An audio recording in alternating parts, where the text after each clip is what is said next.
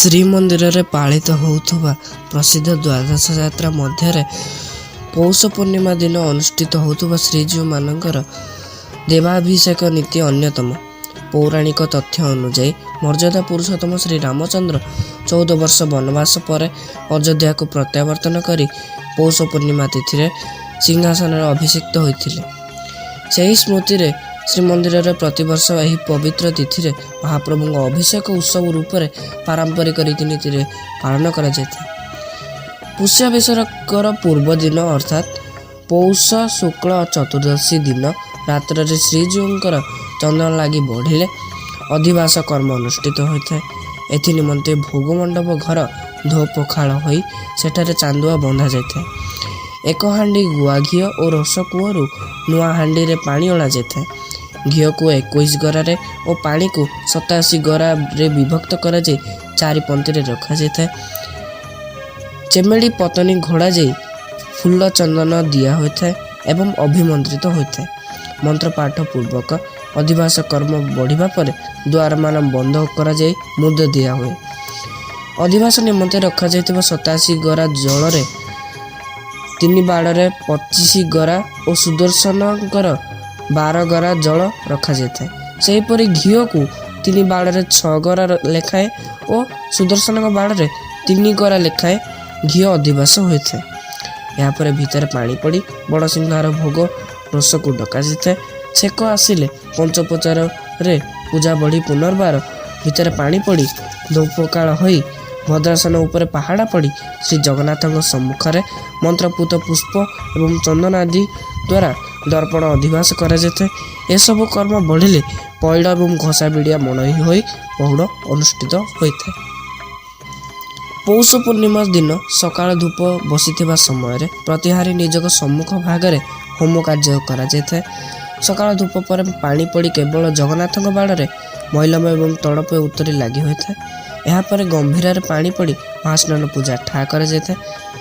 ପୂର୍ବ ଦିନ ଅଧିବାସ କରାଯାଇଥିବା ଭୋଗ ମଣ୍ଡପ ଘର ମୁଦ ଖୋଲାଯାଇ ରୋଷଘରୁ ନିଆଁ ଅଣାଯିବା ପରେ ସେଥିରେ ଘିଅ ତରଳା ଯାଇ ଅଧିବାସିତ ଜଳରେ ମିଶା ଯାଇଥାଏ। ଭିତରେ ବାହାରେ ଟେରା ବନ୍ଧାଯାଇ ଭୋଗ ମଣ୍ଡପ ଘରୁ ଜଳଛେକ ଅଣାଯିବା ନିମନ୍ତେ ଡାକରା ଗଲେ ବାଘମୁଆ ବନ୍ଧା ଯାଇଥିବା ଗରାବଡ଼ୁ ସେବକମାନେ ଭୋଗ ମଣ୍ଡପ ଘରଠାରୁ ଗରାମାନଙ୍କୁ ହାତରେ ଧରି ଘଣ୍ଟ ଛତା କାହାଳି ସହ ପଟୁଆରରେ 4 ଥର ନେଇ 4 ପନ୍ତିରେ ସୁସଜ୍ଜିତ କରି ରଖିଥାନ୍ତି। ଏହାପରେ ଶୀତଳ ଭୋଗ ଡାକିଗଲେ ଛେକ ଆସିବା ପରେ ଶ୍ରୀଅଙ୍ଗରେ ପ୍ରସାଦ ଲାଗି ବଢ଼ିବା ପରେ ପଞ୍ଚୋପଚାରରେ ଦୀପ ଧୂପ ଏବଂ ନୈବେଦ୍ୟ ଦାନ ପରେ ଜଳ ଲାଗି ହୋଇଥାଏ। ଜଳଛେକ ଆଣିଥିବା ଗରାବଡ଼ୁ ସେବକ ପୂଜକ ଦର୍ପଣ ଉପରିସ୍ଥ ଅଭିଷେକ ପାତ୍ରରେ ଜଳ ଲାଗି କରିଥାନ୍ତି। ଏହି ଅଭିଷେକ କେବଳ ମହାପ୍ରଭୁ ଶ୍ରୀ ଜଗନ୍ନାଥଙ୍କ ବାଡ଼ରେ ଅନୁଷ୍ଠିତ ହୋଇଥାଏ। ଏହାପରେ ପାଣି ପଡ଼ି ମୈଲମ ଏବଂ ନୂଆ ଲୁଗା ଲାଗି ହେବା ପରେ ରୂପା ପିଙ୍ଗଣରେ ଚନ୍ଦନ ବିଜେ ହୋଇ ସର୍ବାଙ୍ଗ ହେବା ପରେ ଶ୍ରୀଦେବୀ ଆଜ୍ଞାମାଳ ପ୍ରାପ୍ତି କରି ସେବକଙ୍କ ହସ୍ତରେ 7 ପାହାଚ ନିକଟରେ ପାଲିଙ୍କିରେ ବସି ମହାଲକ୍ଷ୍ମୀ ମନ୍ଦିରକୁ ବିଜେ କରିଥାନ୍ତି। ସେଠାରେ ମହାଲକ୍ଷ୍ମୀଙ୍କ ଜଗମୋହନରେ ପଡ଼ିଥିବା ଖଟ ଉପରେ ଶ୍ରୀଦେବୀ ବିଜେ ହେବା ପରେ ମାଜଣା ବନକ ଲାଗି ଏବଂ ବେଶ ବଢ଼ିଥାଏ। ଏହି ଅବସରରେ ଶ୍ରୀଜୀଉଙ୍କ ପବିତ୍ର ସୁନା ବେଶରେ ସୁସଜ୍ଜିତ ହୋଇଥାନ୍ତି। ଏହାପରେ ପାଣି ପଡ଼ି ଟେରା ବନ୍ଧାଯାଇ ଯାତ୍ରାଙ୍ଗୀ ଭୋଗ ରସକୁ ଡକାଯାଇଥାଏ। ରସକୁ ଘଣ୍ଟା ଛତା କାହାଳି ସହ ପଟୁଆରରେ ଭୋଗ ଛାମୁକୁ ଆସେ। ଶ୍ରୀଦେବୀ ବାହୁଡ଼ା ବିଜେ ପରେ ମହାପ୍ରଭୁଙ୍କ ଶ୍ରୀଅଙ୍ଗରେ ଲାଗି ହୋଇଥାନ୍ତି। ଏହାପରେ ପ୍ରସାଦ ଲାଗି ବଢ଼ିଥାଏ। ଦଣ୍ଡଛତ୍ର ସଂସ୍କାର କରାଯାଇ ସିଂହାସନ ଉପରକୁ ଉଠିଥାଏ।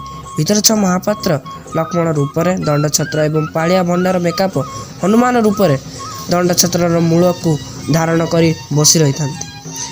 ଏହାପରେ ଷୋଡ଼ଶ ଉପଚାରରେ ପୂଜା ହୋଇଥାଏ। ପୂଜା ବଢ଼ି ପାଣି ପଡ଼ିଲେ 3 ବାଡ଼ର ବନ୍ଦାପନା ହୋଇଥାଏ।